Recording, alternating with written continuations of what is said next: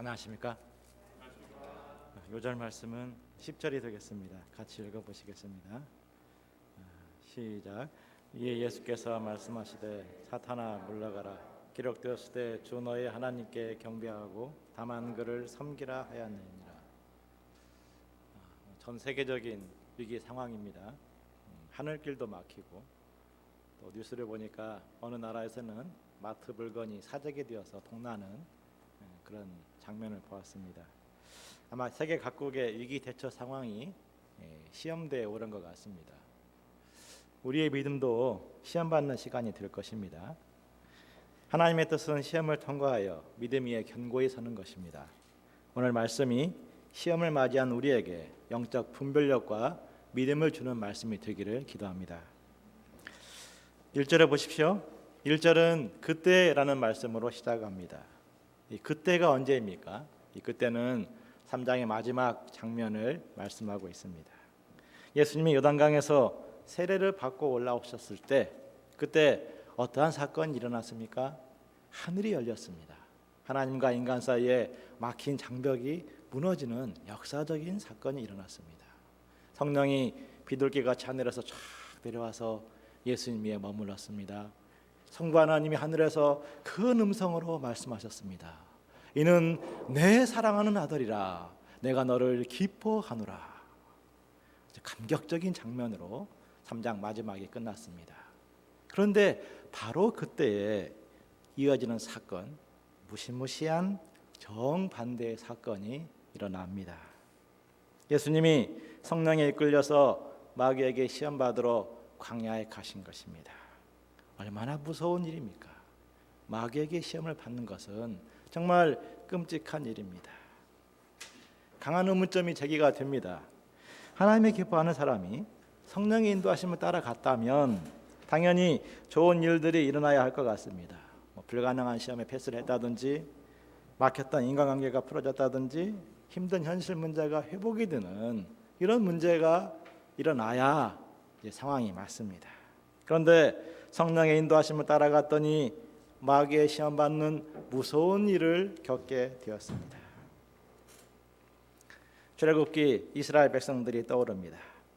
하나님의 능력으로 해방되어서 홍해를 건너갔는데 그 광야가 이스라엘 백성들을 맞이하고 있었습니다. 물 문제, 양식 문제, 안전 문제가 끊이지 않는 광야 생활은 이스라엘 백성들에게 무서운 시험으로 다가왔습니다. 예수님 당한 시험이 바로 그와 같습니다. 그렇다면 이 시험은 테스트입니까? 템테이션입니까? 신약 성경에서는 두 단어의 구분 없이 하나로 사용되어 있습니다. 페이라스모스 이 원어로 사용되었는데요. 이 원어는 신약 성경에서 끝까지 시험이라는 단어 한 단어에 그대로 적용이 되었습니다. 즉 성령편에서 보면 이 사건은 그리스도의 공생의 출발을 확증하려는 테스트입니다. 마귀편에서 보면 그리스도의 길에서 벗어나도록 유혹하는 템테이션입니다. 즉 시험 그 자체가 좋고 나쁜 것이 아님을 말씀합니다. 시험을 이기는 자에게는 믿음 위에 견고하게 서는 테스트가 되고 하나님의 사람으로서의 자기 정체성을 더욱 견고히 갖게 합니다. 반면 시험에서 지는 자는 믿음을 잃고 혼돈 속으로 방황 속으로 들어가게 됩니다. 이스라엘 백성들이 수많은 시험을 광야에서 받았듯이 우리 인생의 여정에도 수많은 시험이 있습니다. 오늘 본문에서 시험을 이기신 예수님은 우리의 스승이시며 우리의 그리스도이십니다. 예수님을 통해서 마귀의 시험을 물리치고 하늘 백성으로 살아가는 믿음을 배우기를 기도합니다. 첫 번째 시험은 상상을 초월한 극한 상황에서 치루어졌습니다. 예수님은 40일을 금식하고 줄이셨습니다. 어떤 사모는 2끼만 굶어도 허리가 끊어질 듯이 아프다 이렇게 고백을 했습니다. 하나님의 아들이라고 해서 하늘 이슬을 먹고 사는 것도 아니고 태양 에너지로 자가 발전하는 것도 아닙니다.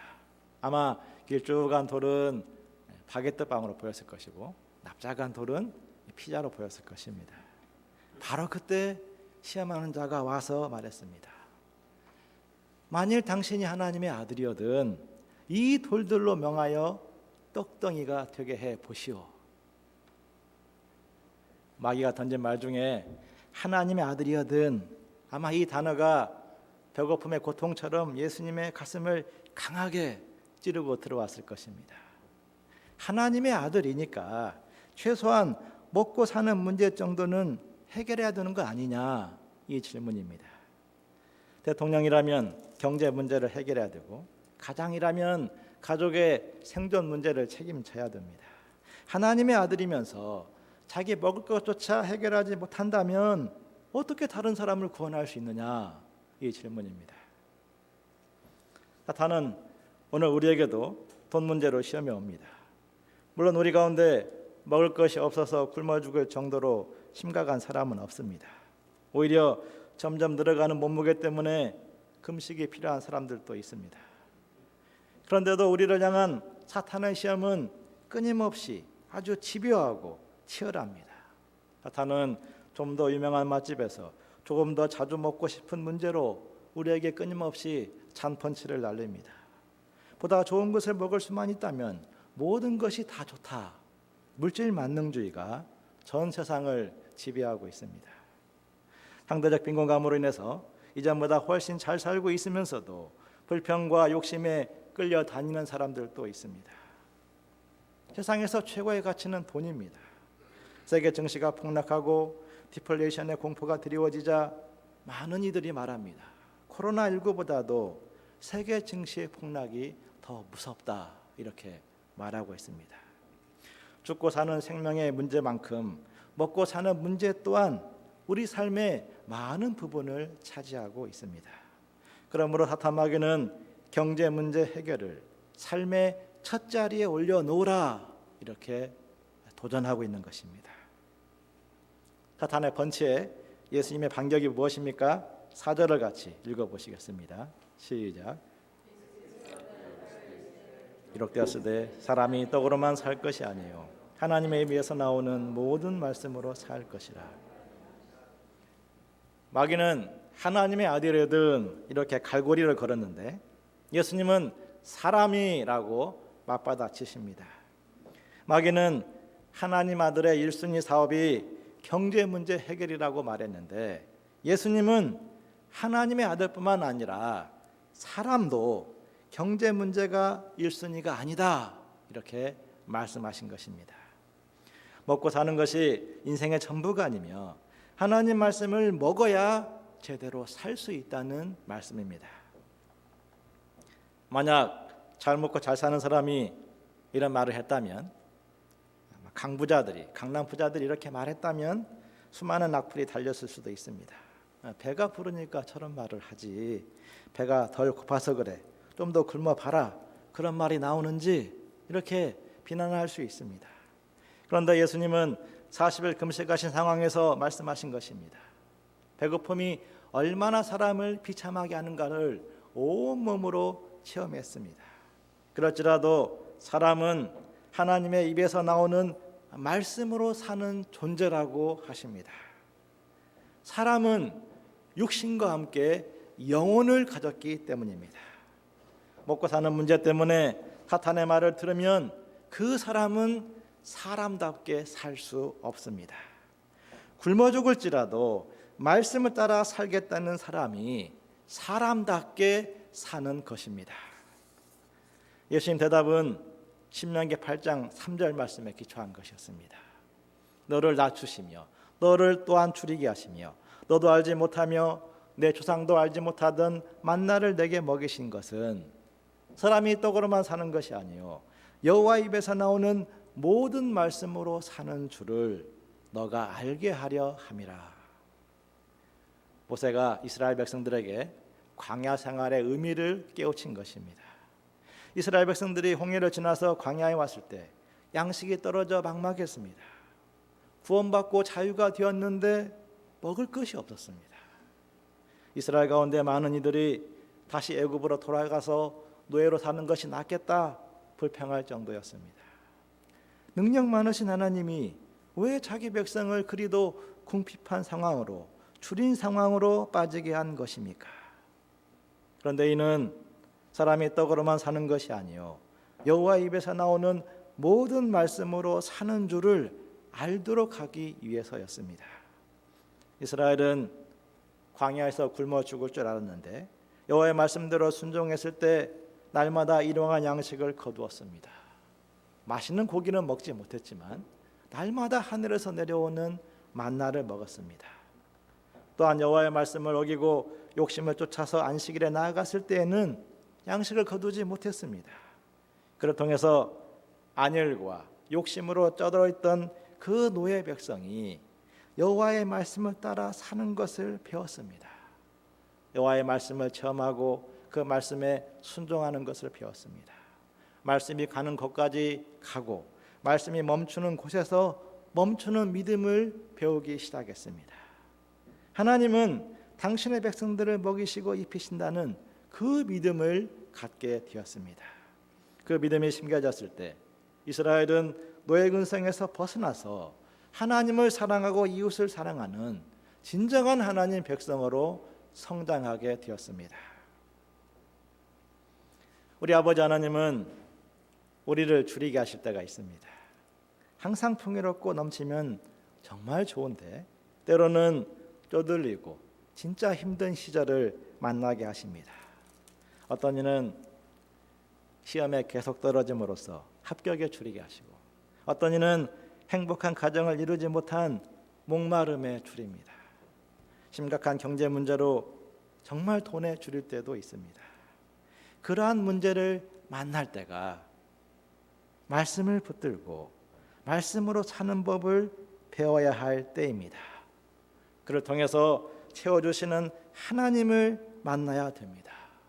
그를 통해서 하나님 말씀이 내 삶의 인도자요 내 삶의 길이신 것을 체험해야 됩니다. 어떤 형제에게 지금까지 지치고 피곤한 때가 언제 있었는가 물었습니다.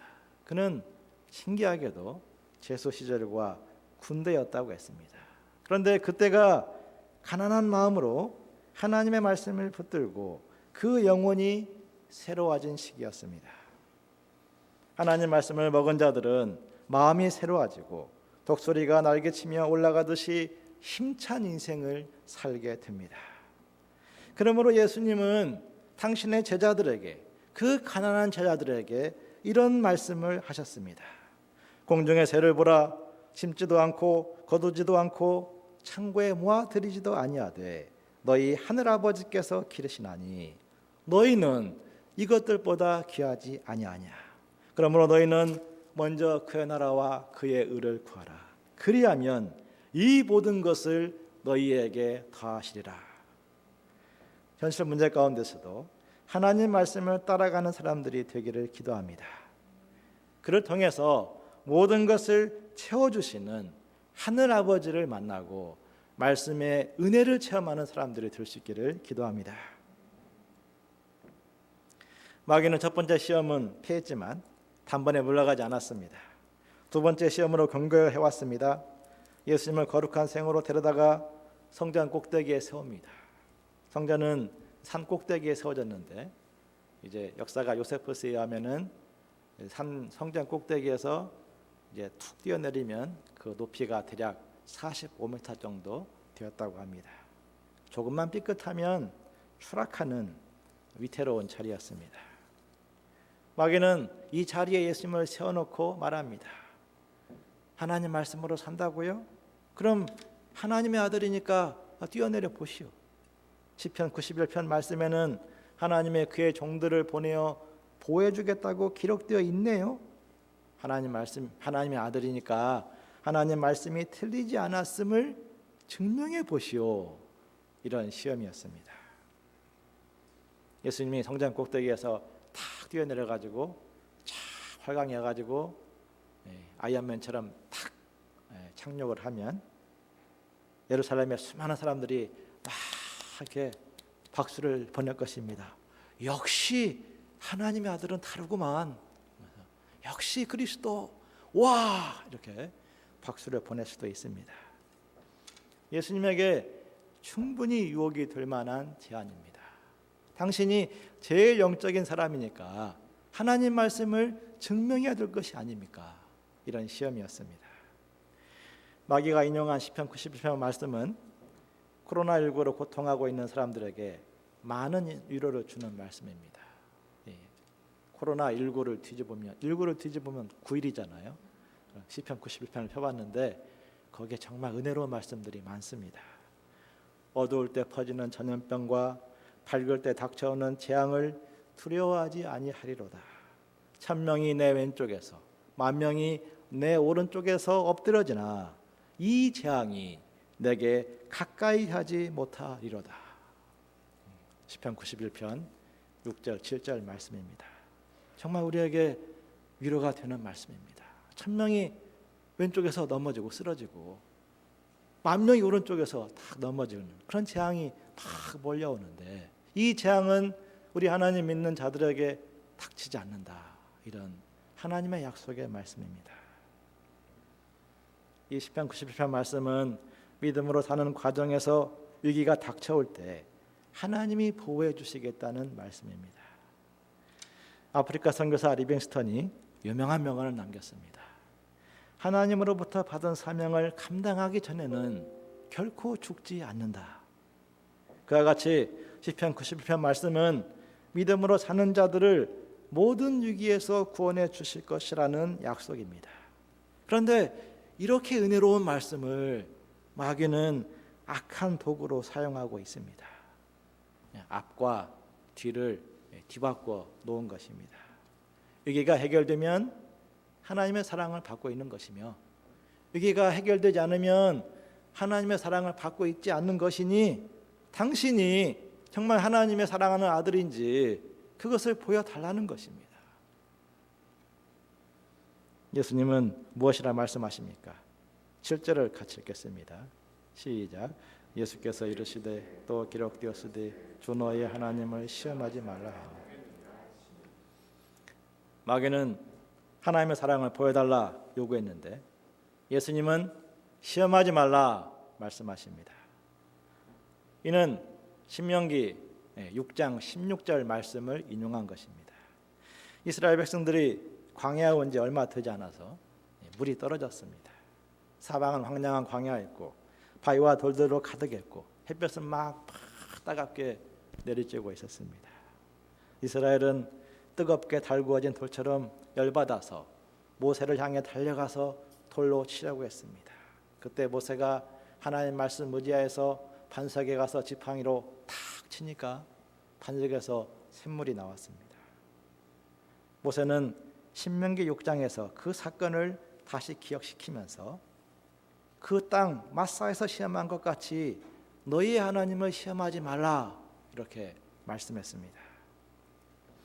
물 문제로 하나님의 사랑과 능력을 시험했던 자들은 결국 가나안 땅에 들어가지 못하고 광야에서 엎드려졌기 때문입니다. 위기를 만날 때마다 하나님을 시험하는 자들은 그 위기가 지나가도 믿음 위에 서지 못합니다. 물 문제가 지나가면 양식 문제가 오고 양식 문제가 끝나면 전쟁 문제를 맞이할 수 있습니다. 시험하는 자들은 매 순간 요동치며 흔들립니다. 하나님이 나를 이렇게 왜 위기 가운데 했지? 막 불신하고 원망하는 사람은 하나님의 은혜로 그 문제를 넘어가도 또 다른 문제를 만나면 또다시 불신과 원망을 반복을 합니다. 어느 문제가 있든지 간에 하나님을 변함없이 신뢰하는 사람들이 그들이 믿음을 배우고 그들이 견고하게 하나님을 섬기는 길을 가는 것입니다. 극한 위기와 시련의 때에도 변함없이 말씀을 신뢰하고 말씀을 따라가는 사람들입니다. 그들이 위기를 통해서 믿음을 배우고 더 큰 영적인 세계로 나아가는 것입니다. 다니엘의 세 친구는 바벨론 왕 느부갓네살의 본따만드 신상에 절하지 않음으로써 기름가마에 던져질 위기에 빠지게 되었습니다. 느부갓네살이 세 사람을 불러놓고 마지막에 신문을 합니다. 너희를 내 손에서 건져낼 신이 누구냐? 정말 있겠어? 라고 물었습니다. 그때 사드락, 메삭, 아벳느고 세 사람이 대답을 했습니다.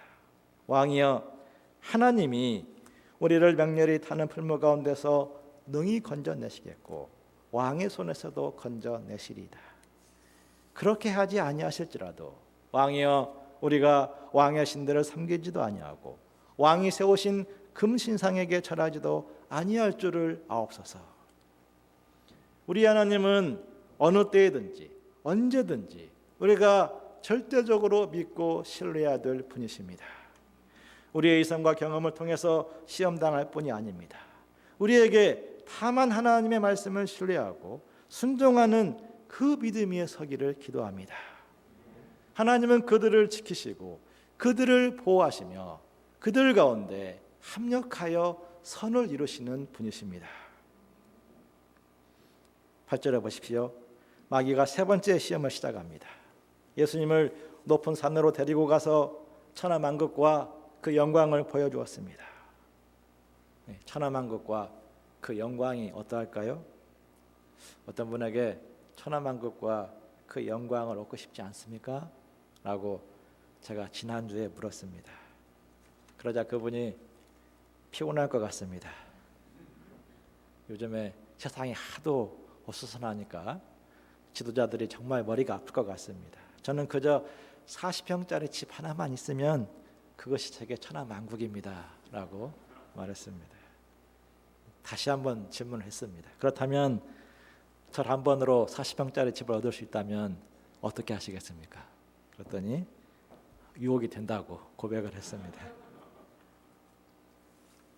천하만국과 그 영광은 예수님에게 인생 목적입니다. 예수님이 아담의 타락으로 마귀에게 넘어간 세상을 되찾기 위해서, 세상의 통치권을 되찾기 위해서 이 땅에 오셨습니다. 마귀는 힘들게 십자가의 길을 가지 말고 자기에게 절함으로써 그 원하는 것을 얻으라 이렇게 제안한 것입니다. 성공을 믿기로 경배의 대상을 바꾸라 유혹하는 것입니다. 마귀의 말대로 고개 한 번만 숙여서 원하는 것을 얻을 수 있다면 얼마나 매력적인 제안입니까? 태초의 유혹도 그랬습니다. 선악과를 먹기만 하면 하나님같이 될 수 있다. 이렇게 이 한 말로 여자를 유혹했습니다.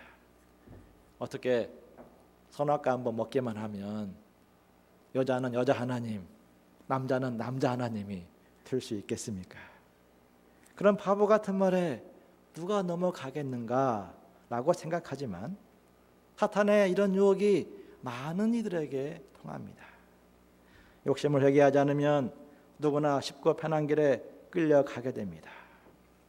이스라엘 백성들은 가나안 땅을 정복했음에도 불구하고 그 망해버린 가나안 민족의 우상 바알신을 숭배했습니다. 자기들이 다 정복해 놓고 그 정복당한 민족의 우상을 숭배했습니다. 왜냐하면 바알신을 섬겨야 가나안 사람들처럼 농사를 잘 지을 수 있다 이렇게 생각한 것입니다. 농사 좀 망쳐도 좋다. 시행착오 겪고 고생 좀 하더라도 하나님 의지하고 난 살겠어.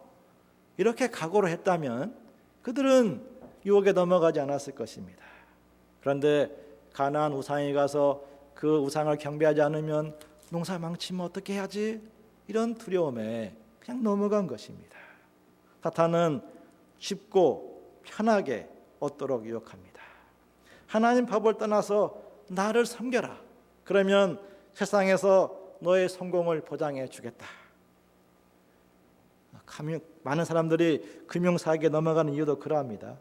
높은 이자를 쳐준다는 그 말이 시장 논리에 비하면 터무니없음을 알면서도 빨리 돈 벌고 싶은 욕심에 넘어가는 것입니다.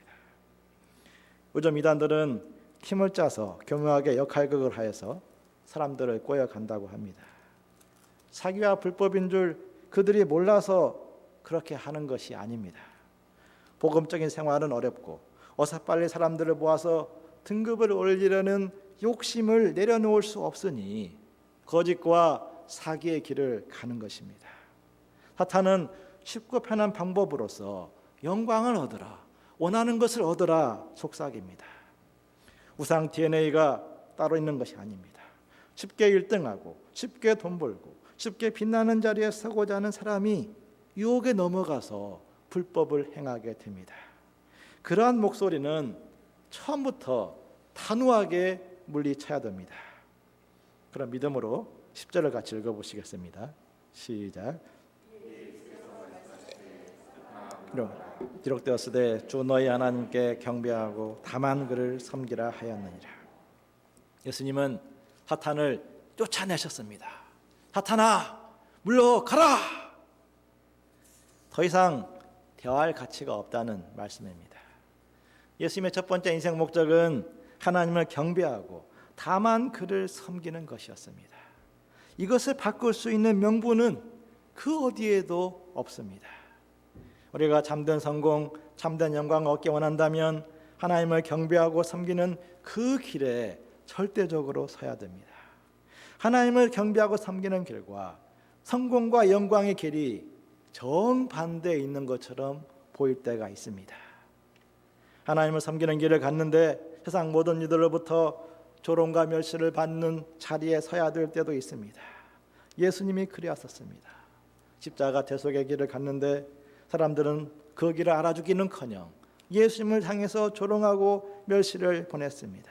채찍을 때리고 죽음의 고통으로 몰아넣었습니다. 그렇게 살지 않아도 될 뿐이 비참한 추락으로 세상을 끝냈습니다. 그럴지라도 예수님은 하나님을 기쁘시게 하는 길이었기에 그 길을 끝까지 갔습니다. 하나님은 그러한 예수님을 기뻐하셨습니다. 예수님을 죽은 자 가운데서 부활시키시고 하나님 보좌 우편에 앉히셨습니다. 하늘과 땅의 모든 권세를 주시고 만민에게 경배를 받는 영광의 주님으로 세우셨습니다. 십자가를 통한 영광, 그것이 하나님 백성이 가야 될 길입니다. 그 길이 우리에게 참된 영광, 진정으로 빛나는 영광을 주는 길입니다. 우리가 사탄의 유혹을 물리치고 십자가 그 길을 가는 사람들이 되기를 기도합니다. 신앙생활은 사탄과의 끊임없는 전쟁입니다. 이 점에서 예수님은 우리의 좋은 본이시며 우리의 그리스도이십니다. 우리는 예수님처럼 돈보다도 말씀을 앞세워야 됩니다. 예수님처럼 위기 상황에서도 시험하지 말고 신뢰해야 됩니다. 쉽고 편한 방법으로 영광에 이르고자 하지 말고 하나님을 경배하고 섬기는 거기에 집중해야 됩니다. 그런데 예수님이 아닌 우리가 어떻게 그럴 수가 있습니까? 우리의 경험과 계산으로는 합리적이며 영적이며 매력적으로 보이는 사탄의 시험을 물리칠 수가 없습니다. 오직 예수님 안에 있을 때 승리할 수 있습니다. 이 점에서 예수님은 우리의 그리스도이십니다. 예수님은 성령으로 우리를 깨우쳐 주십니다. 예수님의 피로 우리의 모든 허물과 약점을 덮어주시고 하나님의 은혜와 섭리로 바꾸어 주십니다. 넘어질지라도 다시 일으켜 세우시고 더욱더 하나님을 의지하고 말씀을 사모하게 하십니다. 그러므로 예수님 안에 있는 사람은 결코 패배하지 않으며 망하지 않습니다. 우리 주님께서 이미 우리 대신 승리를 거두셨기 때문입니다. 그러므로 예수님 안에 거하고 예수님 배우기에 힘쓰는 사람들이 되기를 기도합니다. 11절에 보십시오. 천사들이 와서 수종을 들었습니다. 돌로 떡을 만들어 먹지 않아도 점심 문제가 해결되었습니다. 성전 꼭대기에서 뛰어내리지 않아도 천사들의 섬김을 받게 되었습니다. 하나님을 경배하고 섬기는 그 길이 영광을 얻는 길입니다.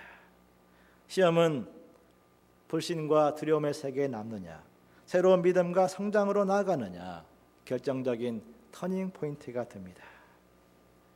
솔직히 시험이 다가오지 않으면 좋겠다. 이것이 저의 심정입니다. 하지만 시험이 없을 수 없습니다. 세상 떠날 때까지 삶의 여정은 끝없는 시험의 연속입니다. 어떠한 시험이든지 이기는 자에게는 그것이 축복의 통로입니다. 그러므로 예수님 의지하고 예수님 말씀 기억하며 예수님 안에서 믿음의 길을 가야겠습니다. 사탄의 시험을 이기고 하나님을 경배하고 섬기는 그 길을 가는 믿음 위에 굳게 서기를 기도합니다. 그 믿음으로 마지막으로 외쳐보겠습니다. 사탄아 물러가라. 다만 하나님을 섬기라. 시작. 사탄아 물러가라. 다만 하나님을 섬기라. 기도하겠습니다. 하나님 아버지, 코로나19로 인해서 많은 이들이 고통하고 있습니다. 또 이런 문제로 인해서 우리 안에도 고통하는 사람들이 있고 또 우리 복음 역사도 많은 고통을 겪고 있습니다. 하나님 아버지, 주님께서 광야에서 무서운 마귀의 시험을 받으셨듯이 우리도 시험 가운데 있는 것을 고백합니다. 오늘 우리 주님의 말씀이 이런 시험을 받고 있는 우리에게 지혜가 되게 하시고 믿음이 되게 하시고 예수님 안에 더욱 거하는 이런 하나님의 권면으로 참 들게 하시기를 간절히 기도합니다. 시험을 이기는 자는 믿음을 배우고 더 놀라운 영적인 세계로 들어감을 예수님 통해서 배웠습니다. 제가 이런 소망 가운데 시험의 때를 이기고 하나님을 더욱 의지하며 예수님을 배워나가는 자들이 되게 하시기를 간절히 기도합니다. 예수님의 이름으로 기도하였습니다. 아멘.